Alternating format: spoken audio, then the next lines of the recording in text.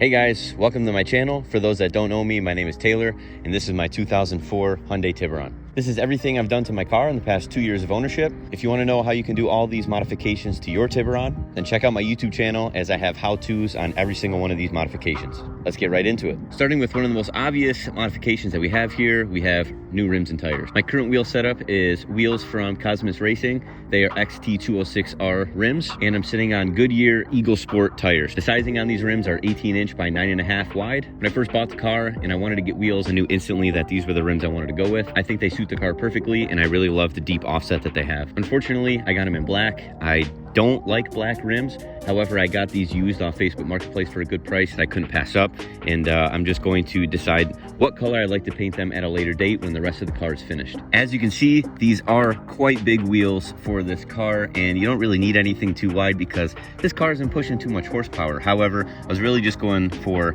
the best look possible. Fitting these 18 by 9.5 was a little difficult. I had to do quite a lot of rolling and pulling on these fenders, and it wasn't really the best job. It was my first time doing it. However, it got the job done, and I'm pretty happy with how they fit now. So just keep in mind, if you get a rim that's this big, you are gonna have to do a lot of pulling, a lot of rolling, and you're still gonna rub. I still rub on full turns, and when I hit big bumps, boy, I definitely still rub. But hey, that's part of having a wheel and tire setup that you like for your car. Just a sacrifice you gotta be willing to make. Is what it is. Sticking with the theme of stance, along with the rims and tires, I went ahead and got some BC Racing coilovers because I wanted a stiffer ride to support the larger wheels that I had, and of course, improve the handling. Nothing looks better on a car than getting a rim and tire setup that looks phenomenal, and then lowering it down. It just really completes the look of the car and really kind of brings out the potential of the cosmetics of what the car could look like. Now, originally, I wanted to go with a budget coilover. However, after scrolling through Facebook for hundreds and hundreds of hours over the past 2 years, I was able to pick up a pair of BC Racing coilovers for a wicked deal. Believe it or not, I got them for $450, brand new in the box.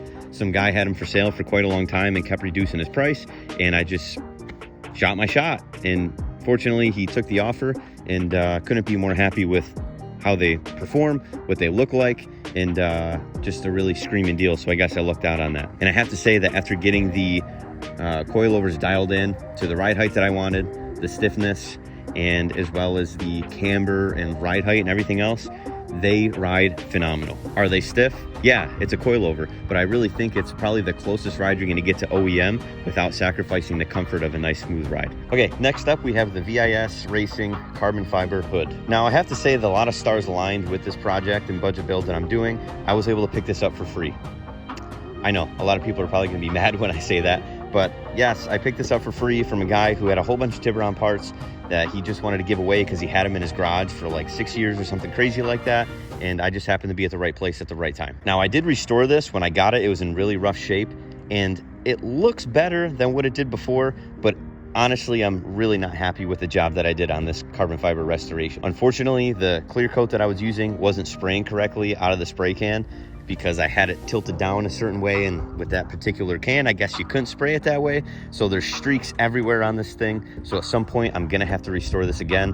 But you live and you learn, you make mistakes, and you just learn from it and try not to make it again. And the car being lighter helps a little bit with performance, which is pretty cool. The only gripe I have with the carbon fiber hood is that it is a little bit harder to close. When I come down with the hood, I have to like lean on it really carefully in order for it to shut properly, because I can't just slam it down like a regular OEM style hood. Ideally, getting hood pins would be better. That way I can close it easier without potentially breaking the carbon fiber, but then maybe that's another modification we'll do in the future. All right, now let's talk everyone's favorite topic, exhaust. This right here is an OBX catback exhaust. I have to say that my initial thoughts when I first installed this is I was quite disappointed. Now, I should mention that on this catback exhaust, I do have a resonator installed because I didn't want wicked drone and I didn't want it to sound like a fart can. So it is a little bit quieter than I want. The reason why I haven't taken the resonator out yet is because I'm planning on doing other performance modifications like headers, and looking, if it's still too quiet, then I'm gonna go ahead and take that resonator out. Attracting too much attention, and it's not obnoxious, and it sounds pretty like tame, I guess you can say. It suits the car well. But keep in mind the end result that I'm going for. This probably is not going to be it. One of the easiest exterior modifications that anyone can do to their car that I think everyone should do is tinted windows. Now, little disclaimer, you got to be careful with the rules and regulations in your state. However, if this is something that you can do or would like to do despite those rules and regulations, that's up to you and your laws.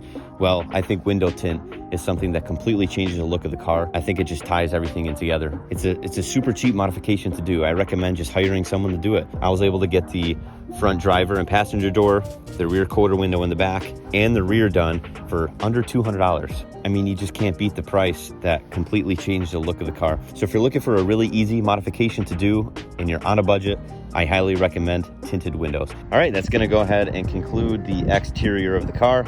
Let's go ahead and talk engine bay. Okay, we still have quite a lot of work to do in here, but again, this video is to show you what we've done so far. So let's go ahead and talk about that. First thing that might catch your eye is we have painted our valve covers here. I did that with wrinkle paint, VHT. I have to say that doing the rear valve cover is a pain in the you-know-what. But hey, you gotta do it. My valve covers were leaking, so I decided to go ahead and paint those while I was doing the valve cover gasket job. While I was doing that job, I also did NGK plugs and wires. I went with another blue color to match the couplings on the air intake there. Now, speaking of air intake, let's talk about that atrocity. Listen, after I did that install video, so many people were talking about, it's not a cold air intake, it's pulling warm air. Listen, I understand that. I pretty much got that for free as well, so that's why I did that install video. But for now, that's what we're dealing with. I do not recommend that you get a cheap eBay or Amazon cold air intake. I highly recommend that if you're going to do this, to do it right, get an actual cold air intake and get something that's not cheap. Also under here, we have the OEM style strut bar in the back. That's something I got for free when I got this carbon fiber hood. I can definitely tell a difference in handling with the strut bar. I think all in all, between the rim and tire setup that I have, the BC Racing coilovers, the front and rear strut bars, I can really tell a difference in handling, and I think it performs well. Again, a lot more coming with the engine bay here between headers and actual cold air intake, and this is what I gotta do to close the hood if you're wondering. Hello.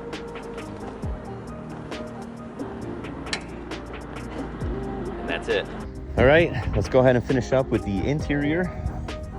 Two more things that you can see back here is a rear strut bar. Now, this required some fabrication because this is actually from an Acura Integra. Found it on a junkyard car and I wanted to see if I can make it work, and I was able to.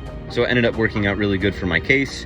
Goes with the silver theme that I have up front with the other interior pieces, and it does its job. And then the last thing here in the rear that I love, the job that I did, I'm very proud of myself, is building the false floor. So what I did was I got rid of the rear seats because I never drive passengers back there anyway. The seats are so small that no one ever wanted to get back there, and I don't have kids or nothing.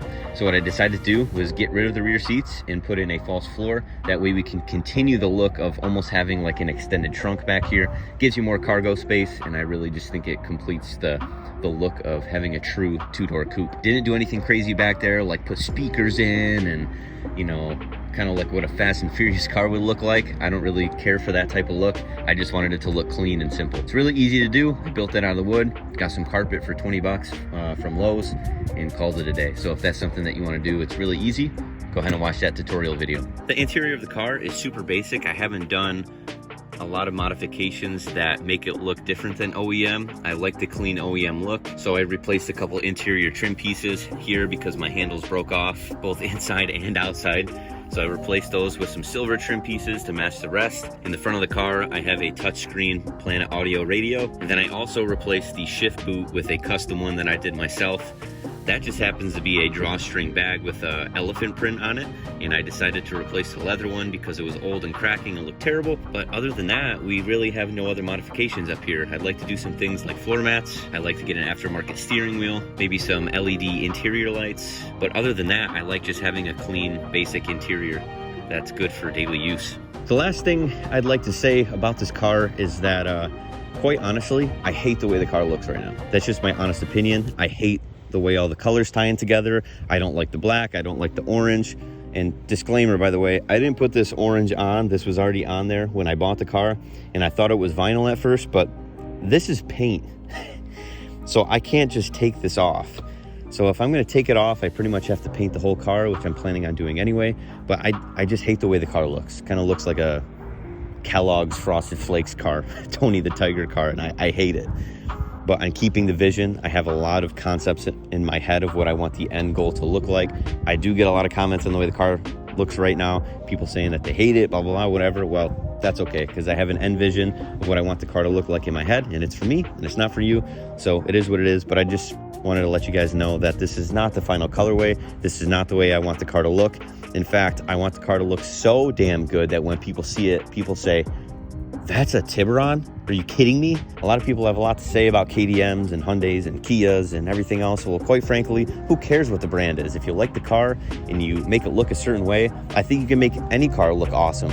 Really. We are not nearly complete yet, so stay tuned as I go ahead and complete this build. I'll see you guys in the next build video.